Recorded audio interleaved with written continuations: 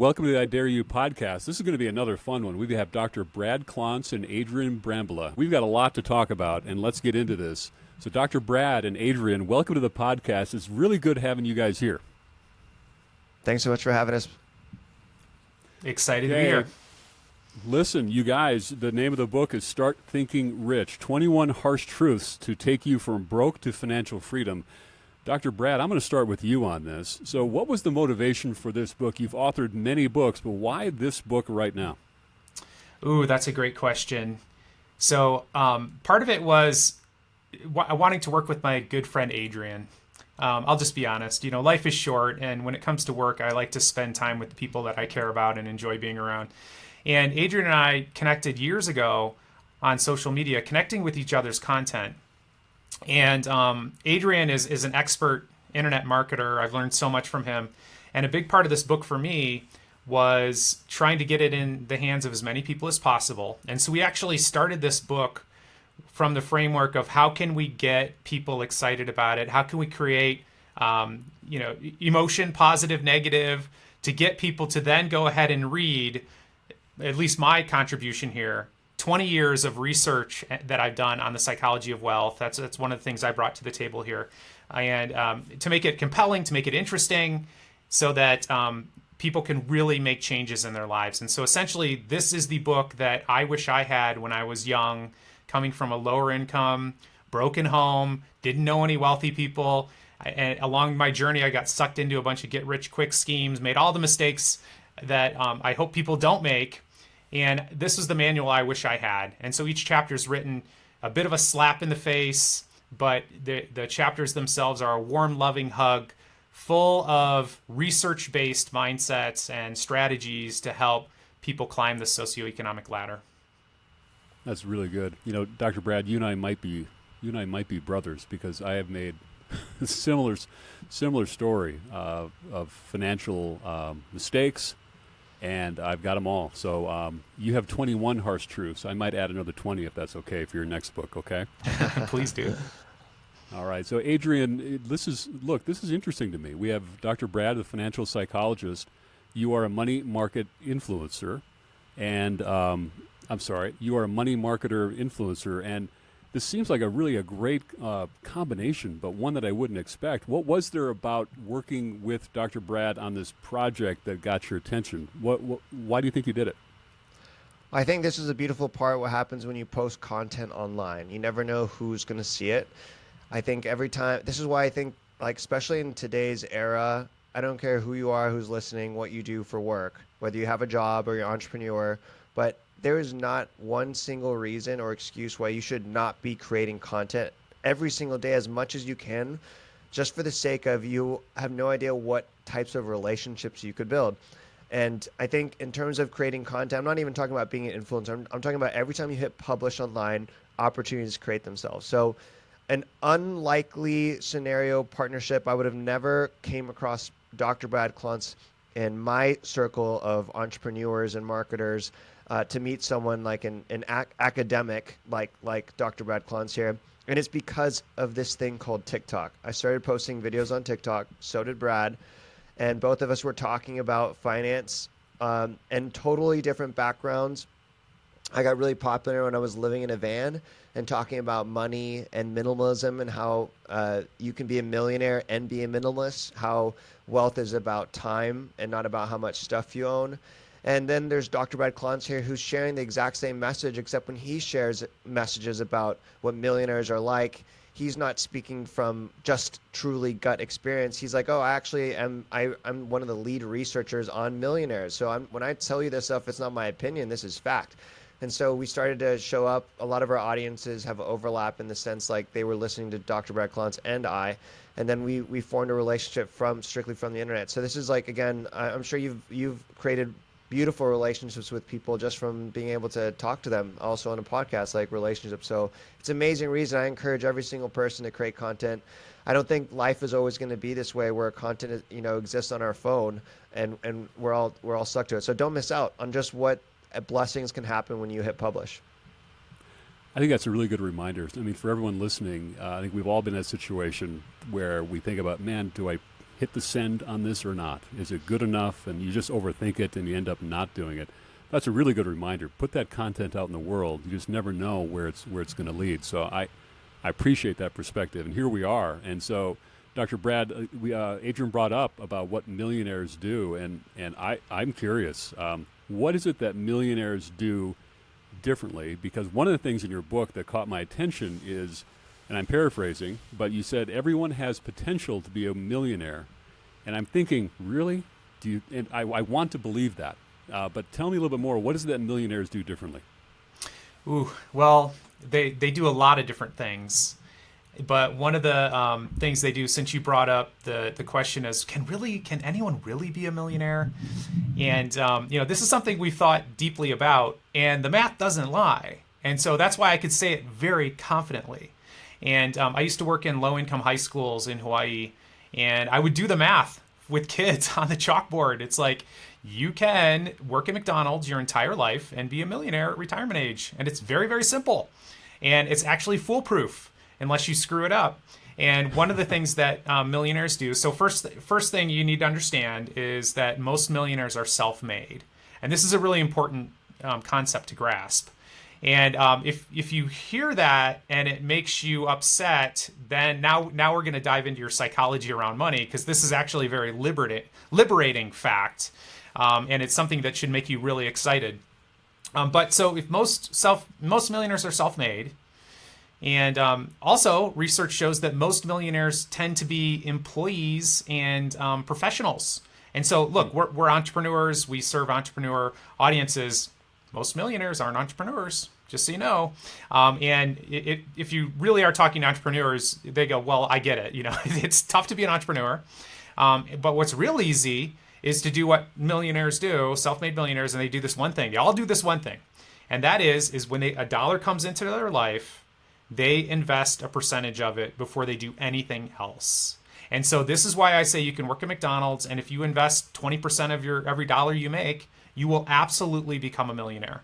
It's a foolproof formula. It's good. Adrian, anything to add to that? I mean, it's really a fascinating topic that is a message of hope in my mind. Everyone's looking for that. Anything to add to that about what millionaires do differently? What do you see? Well, I think anyone can be a millionaire. Everyone won't be a millionaire. So that's the difference in, living and having discipline, executing the tactics. I have an assumption that everyone actually knows how to become a millionaire. I actually do assume people realize you need to save more than you spend. I assume people have heard of things like the stock market, and you should, invest and put money into a retirement plan for your future self. And I assume people have, even at a very limited capacity, understand what diversification means. Don't put all your eggs in one basket. So I have these assumptions. I don't know, you might disagree. Not everyone knows that you should save more than you spend. But I feel like, why, if it's so simple, why don't people do it? And actually, that's Dr. Brad Klontz's specialty. It's the psychology that and our emotions that prevent us from executing the tactics. So that's why I do believe anyone can, just everyone won't. Interesting. So, Dr. Brad, I know both of you have talked about this and written about this, but what are some of these false beliefs that we carry about money, or maybe it's the self-sabotaging behavior that we continually do? What is it that you see us do continually? Yeah, wow, there's a lot of it. So, and mindset, I think it all comes down to mindset. And that's really what this book, we talk tactics in this book, but we really hit mindset hard. And there's several. So one of them is a broader psychological concept called locus of control. And the reason I want to talk about this is because it relates directly to entrepreneurs too, and being successful in any area of your life.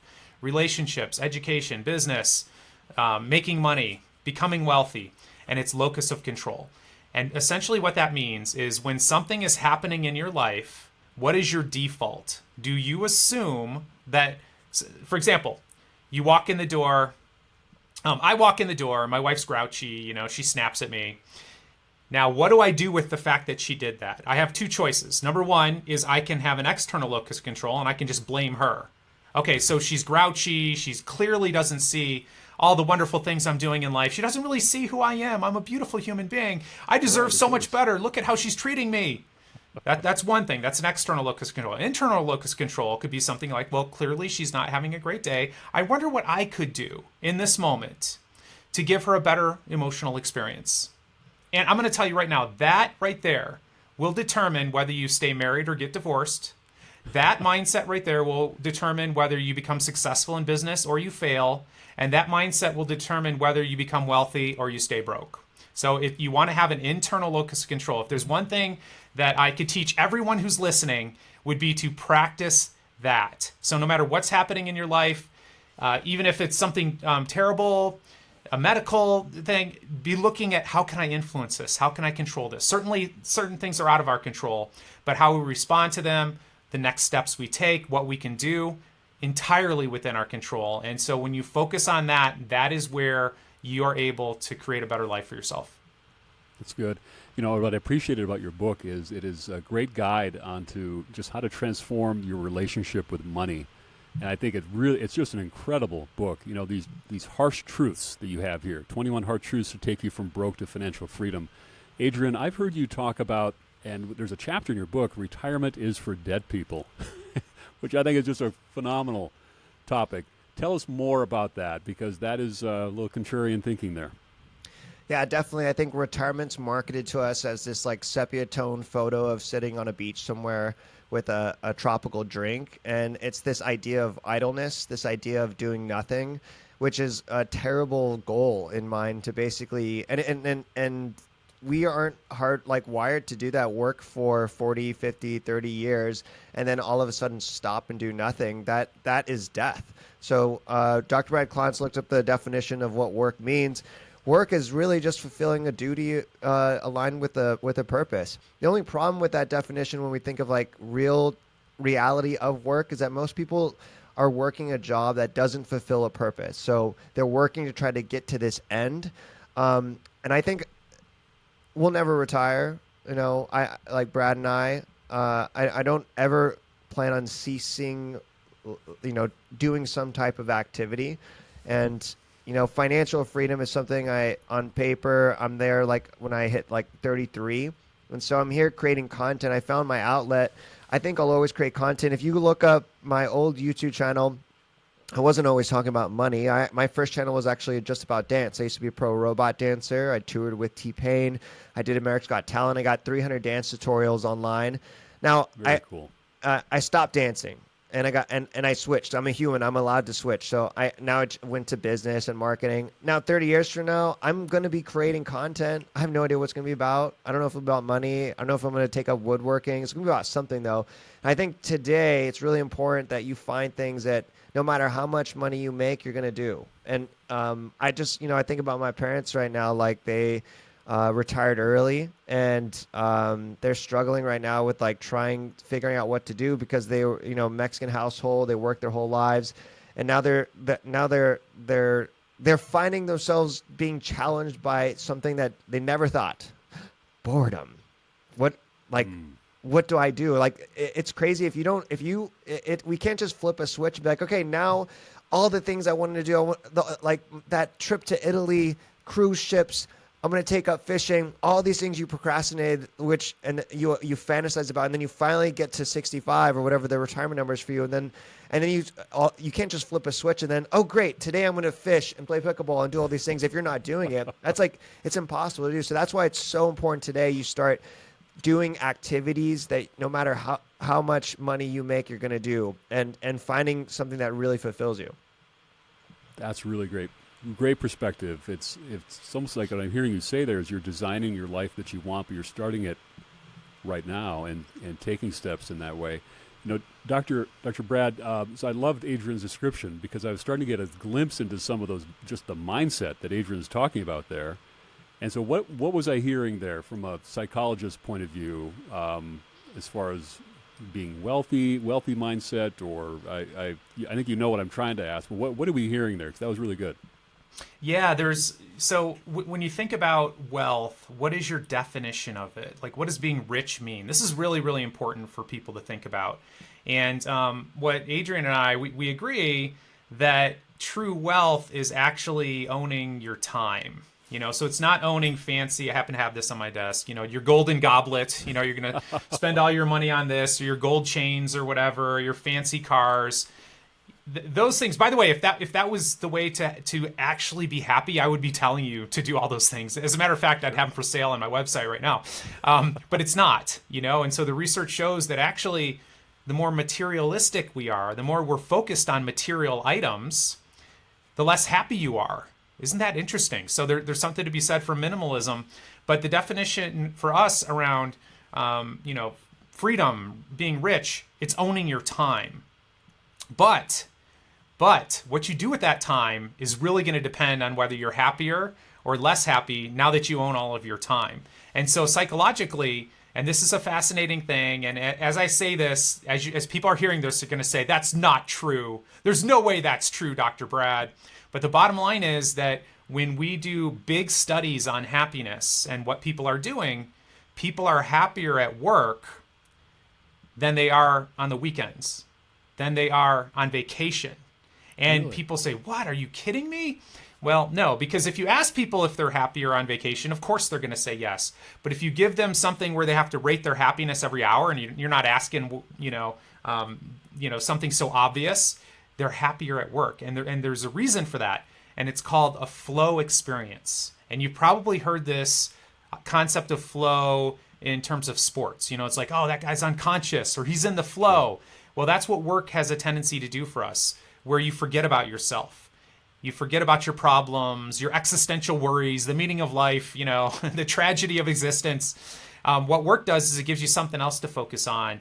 And ideally, it's something that's challenging, something that has purpose involved, sometimes even helping other people. You're trying to accomplish a goal. You're working with a team. You have social connections going there. And so that's really, really important. So we're not trying to sell people on the idea that there's a utopia at the other end of becoming rich. Now you're rich, now you're happy. But it's really about finding something that's meaningful and purpose-driven. Really, that's what you're going to need on the other side when you get your financial freedom too. But we're also encouraging people to find ways to do that now. And so that's part of our entrepreneurial activities ourselves. We both gave up, we're able to let go of our day jobs because we made enough money from our side hustles. And the side hustles for us anyway gave us a broader sense of purpose. And I know for me, and I know this is true for Adrian, as a clinical psychologist, I'd be working with one person at a time. And I loved it. It was great. But when I put out a video, sometimes I can impact millions of people. And so for me, I saw it as my entrepreneurial efforts as a way to influence more people. And that's essentially what this book is about. There's really not a lot of money in books. So my best piece of financial advice is if you want to get rich, don't spend a year writing a book. But that is for us a labor of love to try to have a big impact. Because essentially that's what I'm trying to do here on earth is help bring hope and healing to the world. This is sort of my mission statement. I'd encourage everyone to come up with a mission statement. And so everything I do is I drive through that mission statement because it gives me a sense of purpose. And when Adrian says he never wants to retire, I never want to stop having a positive impact in people's lives. It's good. You two are both really refreshing, and I can hear your mindset just come alive as you're verbalizing. And Adrian, you mentioned that, we're human. We can change. I'm paraphrasing there. But I think that's a very empowering message. If you're in that type of job right now that maybe you're not finding that joy and that purpose that you want, well, you do have opportunities to do, side gigs, side hustles, or make that change. Easier said than done. But I love that mindset because you can then make that shift and make that change for the long term. Dr. Brad, I want to stick with you here because one of the things I did a lot of research leading up to this. I can't remember where it was, but I'm paraphrasing. You made the point of get rid of poor friends. Am I right on that? Is that what you said? And tell me more. I'm maybe butchering that quote. No, actually, you're saying it nicer than we said it. That's actually a chapter in our book. We say if you want to get rich, you got to get rid of your poor friends. And let's back up here before I offend everybody, because I've already told you I used to have no money, right? So what am I saying about these poor people? Well, we define in the book very early on that there's a difference between broke and poor. And so broke means you have no money. I've been broke. Sounds like you've been broke. I know Adrian's been broke. Adrian's parents very, very broke. Poor is a mindset, though. And poor will keep you broke forever. And so when we say avoid people with a poor mindset, that's really what we're talking about. Because we are we tend to reflect the people closest to us. So we sort of stick with a herd, and so we have a tendency to be around people at similar income, similar net worth, and we will be seduced into the behaviors of the people around us. So you have to be really, really careful who your friends are. Actually, my 11-year-old came home yesterday, and his friends got busted because they were throwing grapes on the roof, which is a terrible offense at his school in Boulder, apparently. They got marched to, and I'm like, oh my gosh, thank God I sent him to a school where that's the problem. Grape throwing. I've done a great job in getting him out of the ghetto into a nice school district. But it was a lesson for me. I'm like, hey, dude, got to be careful who you're hanging around with, because you're in the principal's office for the grape throwing, even though you didn't throw the grapes. Well, the same thing happens when it comes to money. If you want to create a better financial life for yourself, and you're around a bunch of people who are making, let's say they're making $100,000 a year, right? But they have a poor mindset and they're spending it all. So they look at my fancy car, look at these incredible clothes. You're going to start feeling bad about yourself, right? You're going to go out to eat and you're going to be splitting the bill with people who are getting appetizers and expensive drinks, and they have a poor mindset, and they're going to be poor forever. They're going to be broke forever because of that mindset. So you got to think about, what is the goal you want? What's the life you want? And then you have to try to get close to people who are along the same path, or maybe perhaps a step or two ahead of you. Maybe they're behind you. It doesn't really matter, but they have that rich mindset. That's what you want if you want to become wealthy. I love that. Adrian, to you then, what build on that. What do you see people with poor mindset? What are they doing that is impacting the rest of us? Well, I think it's a way of thinking, and your beliefs about the future and money, and how your lens of how you view the world affect your attitude, your behavior, and pretty much your whole life. So if you are a pessimist, then to me that's an indicator of someone that's poor mindset. A pessimist believes, like, what's the point of saving for the future? Like, it's not going to get better. Why save? Let's spend the money and live in the moment now. Trump's about to be in office, everything's going to crap, right? And by the way, it doesn't matter who won office, this pessimist is going to say the same thing. They're just going to blame whoever's in office, right? So they're just constantly looking at the world like there's no hope, there's no future. This to me is a poor person. This is how a poor person talks. This is how a poor person thinks. And in terms of whatever level that person's at, how they talk about it. It's like, I remember when I made $27,000 a year at my first full-time job after graduating college. And I can say this for sure. I hate when people try to paint their life in a rosy lens that's inaccurate. I can back this statement because I've been journaling since then. And I was dead broke. I didn't have any money. And when I read about what my life is like, there's not one pessimistic page. Now I'm struggling. I'm telling you right now, I was actually more optimistic then about describe my scenario, because I was optimistic about my future. I'm saving. I had 3 jobs. I was literally a go-go dancer at a casino because it paid $25 an hour, which was more than my 9 to 5 hourly. So, and I'm going to Walmart. I'm buying frozen vegetables for 99 cents, which I could ration for days at a time. And so I'm doing these things which suck. That's not fun.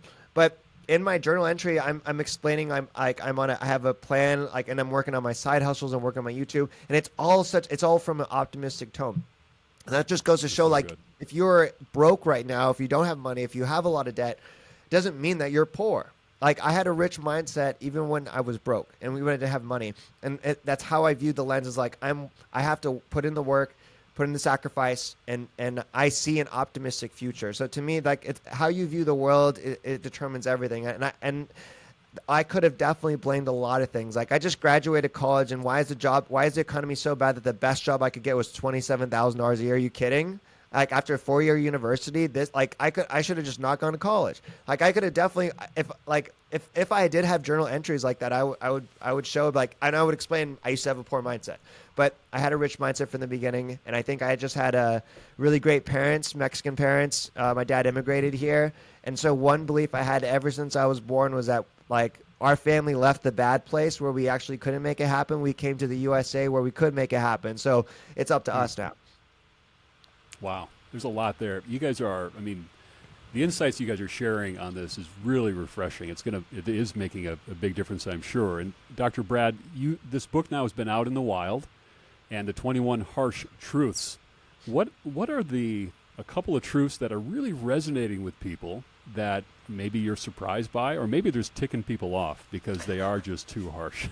What are you hearing from people? Yeah, there's it's so fascinating because we tested a lot of these titles. So we had concepts that we wanted to teach in the book, and then with Adrian's expertise, we tested the titles on our social media and see which ones really sparked off a deeper conversation. And so we talked about the one that gets the most heat, which is getting rid of your poor friends. But there's another one that really, there's some of my colleagues started a cancel campaign on me, which is pretty wild. Really? Oh yeah. For this one that we tested, I put it on a TikTok video, and after the cancel campaign, I'm like, oh God, it has to be a chapter title. We struck gold on this one. But it's something that Adrian's father told him growing up too. It's not your fault if you were born poor, but it's your fault if you die poor. And this is something that is meant to inspire. And it's so funny too, because the people who really get mad about it, I think they're envisioning like me, like going into somebody on their deathbed, they're 95 years old and they're just before they die, they take their last breath. I'm like, it's your fault that you're dying poor. I mean, that's really not what we're trying to do here. It's not your style.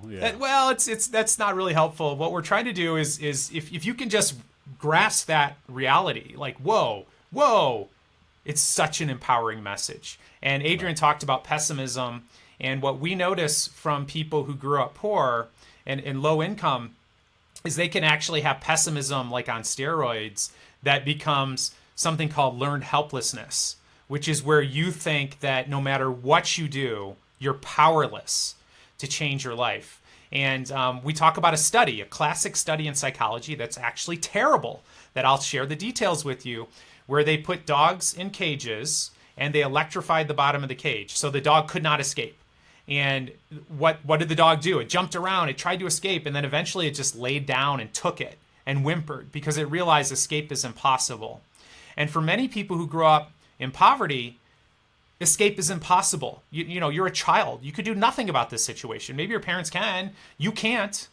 And so you have this idea that escape is impossible. I actually grew up lower income, and I thought, oh, you got to be born rich to be rich, or it takes money to make money. Or you had to go to a private school, to become wealthy. I had all these beliefs. There's a sense of learned helplessness associated with that. And then the interesting thing about the study is they changed the conditions. So in this cage, half the side was electrified. There was a little barrier that you could just jump over. The other half, no electric shock. And then they put dogs in there who had never been in that first condition, so they didn't have the learned helplessness thing. They jumped around. They escaped. Whew, Now they're in a good place. They escaped the bad place. The dogs who were in that first condition, who learned that you could not escape, they didn't even try. So from the observer level, it's like, look, I see what you're struggling with. All you have to do is think about it in this way and take these actions, and you can achieve your goal. And it's so hard to watch people who've come from that learned helplessness because they grew up in poverty. They've learned, escape is impossible. And actually, those are the people that I have the most compassion for, and it's so hard to watch. And we talk about it. We talk about that experiment because we want people to self-identify and like, oh my God, I have this learned helplessness, because it can absolutely be changed, but you have to understand that you have it. Because from our perspective, it's like, it's so simple. All you have to do is this. It's right over here. Just hop over this small little barrier, and you'll be able to be on the road to achieving everything you want in life. But it's that learned helplessness that is something that I have a lot of compassion for, and it's something we're trying to help people with. It's good. I learned about that study probably about a year ago. It's been bothering me ever since. And so the fact you have that study referencing as this learned helplessness, I think it's just, it sums up so well. I was talking to a friend who was in a really tough relationship, and actually I was talking to him about that study. And by the way, surprise, surprise, I'm not a psychologist, but the point is I do believe that. We do learn this, and we don't really see just that one step, what's possible. So I appreciate you bringing that up. Adrian, how about for you? those 21 harsh truths. Any big surprises that have come up as you've been seeing this book out in the wild and how it's helping people and what's connecting? I think early on when the book was published, we got some negative reviews. And I think it made sense, actually. Like the book is going to have people who really love it, and then it's going to offend people. And I think the people that get offended by it are probably the people that need it most. So every single chapter is kind of like a bee sting. And then I mean, we talk about all different aspects of money and your beliefs about money keep you poor. You're not allowed to use your credit card if you can't pay off the statement balance full every single month. Like, so this tone of voice, no one likes being told what to do. So like we say these things to create a reaction, and then we have the information that kind of helps. And we do this truly out of love. So I think overall, right now the book is still, I think we just hit a month out from when it launched. And so most of the readers that are reading are our audience, and so we have more praise right now. But I think as it starts to grow to people who don't know us, and now they pick this book up on a shelf or they buy it on Amazon, and they're buying it because it's on a chart now that's recommended. It's a bestseller now. And now that person reads it, and they don't know the context of who we are. They're learning it. I'm curious, as we get that feedback too. But I imagine it's going to be love and hate. Mm-hmm. Yeah, reviews tend to be 1 stars and 5 stars, which is when you see a 1 star, you're like, I mean, by the way, it's a very well written book. That's all that we've gotten to that feedback from everybody. But some people just, it's if you have a poor mindset, if you have that sense of learned helplessness, it's like somebody sitting there telling you that you've already constructed a narrative that success is impossible because of the government and your greedy boss and your nasty wife or husband or whatever this you've constructed related to this, capitalism, whatever it is. And somebody's sitting here saying, well, actually, you could do some things to better your life.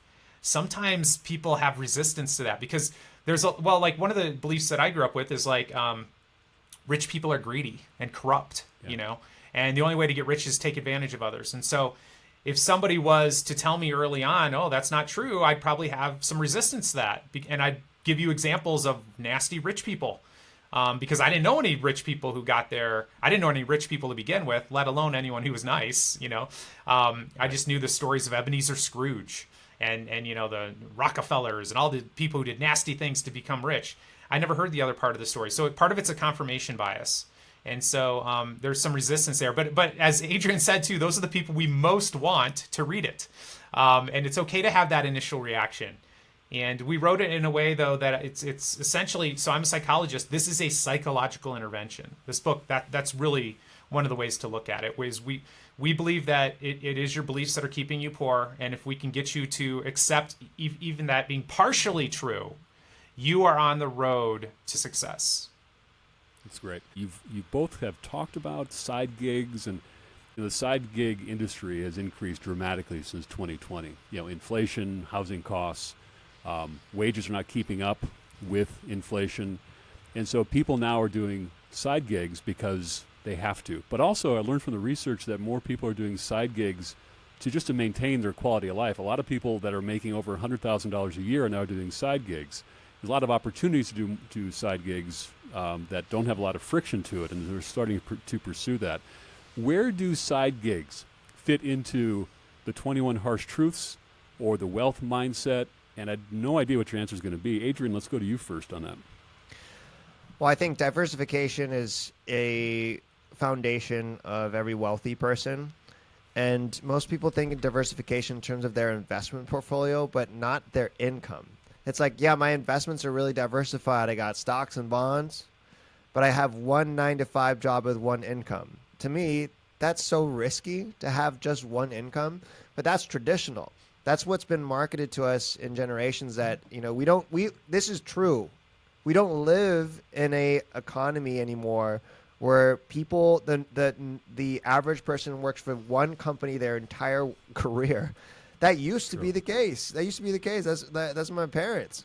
That's not true anymore. So it's so important now that you have to diversify your income. And I'm just going to tell you right now, if you just have one income, I don't care if it's a big income, you are not safe. You're not safe. You think your company is going to always be around? You don't think they're ever going to do a layoff? Like the pandemic was a huge surprise of layoff. Even the tech companies laid off people. So you have to diversify your income.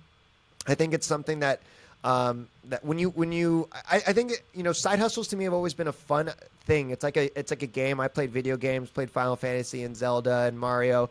And so like when I think of side hustles, I think like what's the best thing if you want to get started and see what's it like to sell online? Dude, I know most people here would sell something on their Facebook marketplace. That's literally selling online. It's not complicated. You take out your phone. Like I'm sure if I'm talking to the average person in America, you have boxes full of stuff in closets that you don't even know exist. Go through there and sell it, man. Like that's one thing. I'm not a minimalist anymore because I have a nice home. But if I come over, you could open up many cupboards and they're actually empty. So that's why I know I haven't totally lost my way of like living as an intentionalist. Very but good. It's super valuable to think about diversifying your income. And I'm just going to drop a couple very specific things. There's now marketplaces that you can list gigs and huge job opportunities. In fact, I teach this, and some people, they start doing a side hustle that's more fulfilling for them, and it becomes their full-time thing, and it's diversified. Check out Upwork.com. That's a huge marketplace of like e-lancing. Check out Fiverr.com. That's where you can create like little like small little gigs or like your own little PDFs, ebooks. You can like create a self-published book on Amazon. There's so much opportunity today, and AI. If you want to get really techie, AI is this huge tool that in the next 5 years, businesses will have AI employees. Every one of us, like we use Google, will be using AI. So might as well start adopting it, and it can now leverage your ability to now you can create more output based off your knowledge, based off it doing writing and videos and stuff. So it's really an exciting time to think about side hustles. That's awesome. Dr. Brad, anything to add to that? Yeah, so Adrian, his brainchild in our book, we have a chapter titled People Who Binge Netflix Without a Side Hustle Will Be Broke Forever. And in that chapter, Adrian outlined the most popular series in several series in Netflix and added up how much time it would take to watch that and then linked it to a side hustle. And if you had invested that time in the side hustle instead, you could be making money during that time.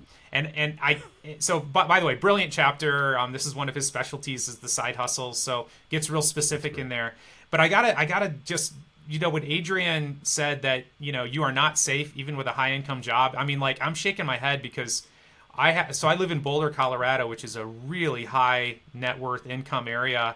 And I know of at least 2 people that I'm close to who had incredibly high paying jobs and they lost them.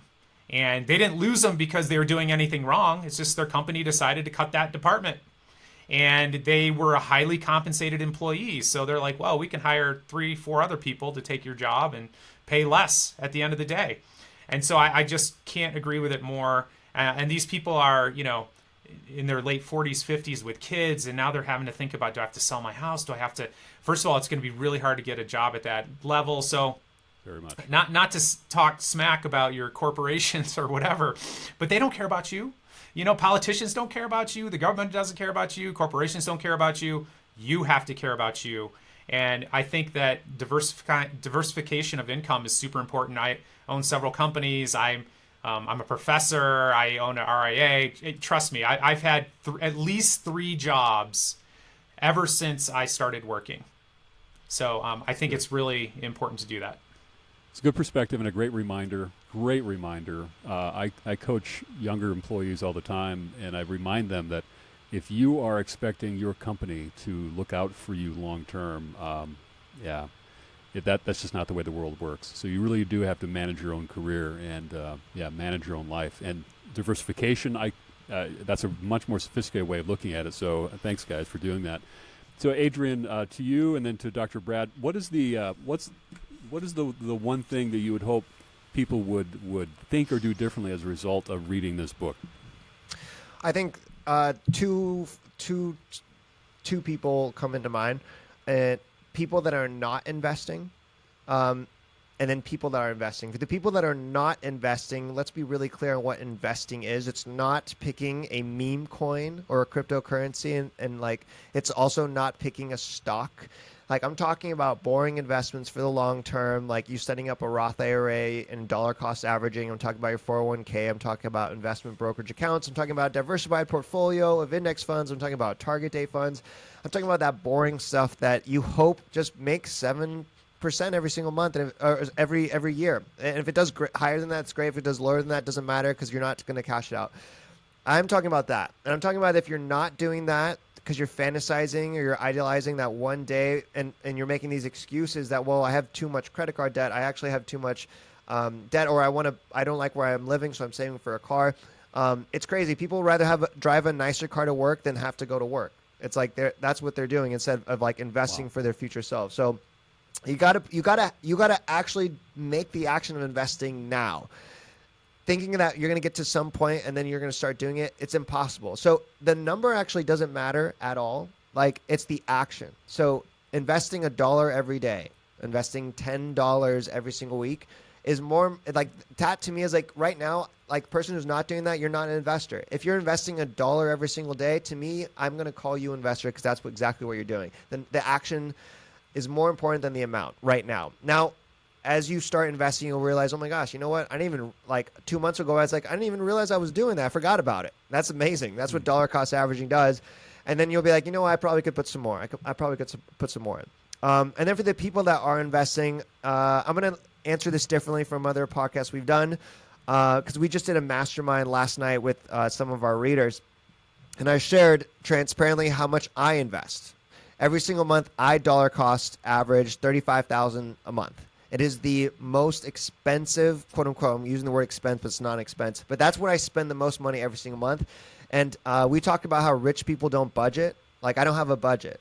But I do know like as long as I'm doing that, I have permission, freedom, and my wife as well to spend on whatever we want to do because that's always going to be our most expensive thing that we do is investments. And that's like an extreme FIRE movement lifestyle where like most FIRE people, financial independent, retire early, this extreme side of financial this movement, their most expensive thing every month is their investments. I think that if you can get to that point, it's really liberating, and the secret power of that is just really living underneath your means and not inflating your lifestyle very much. So I don't mean to shame anyone, but I'm always still so surprised and shocked when I meet people who have really high, rich skill sets, their ability to earn, entrepreneurs, high-income earners, people that are partners at firms making $800,000 a year, and they invest like only 5%, or only 10%, only 15%. Like people think 15% is good. Like not to me, that's barely anything. Like it's barely anything. Like you bump those numbers up to half, like dude, like your projections look stupid. I look at my projections in 30 years, I'm like, I don't even know what that number like looks like. I've never seen so many zeros. So that's I think my two camps. If you're not investing, you got to do it. At least put $1 in. You're now an investor. If you are investing right now, increase your percentages like out of those rookie numbers and get something serious up there and make it a habit. That's great. Very specific call to action for sure. Dr. Brad, how about for you?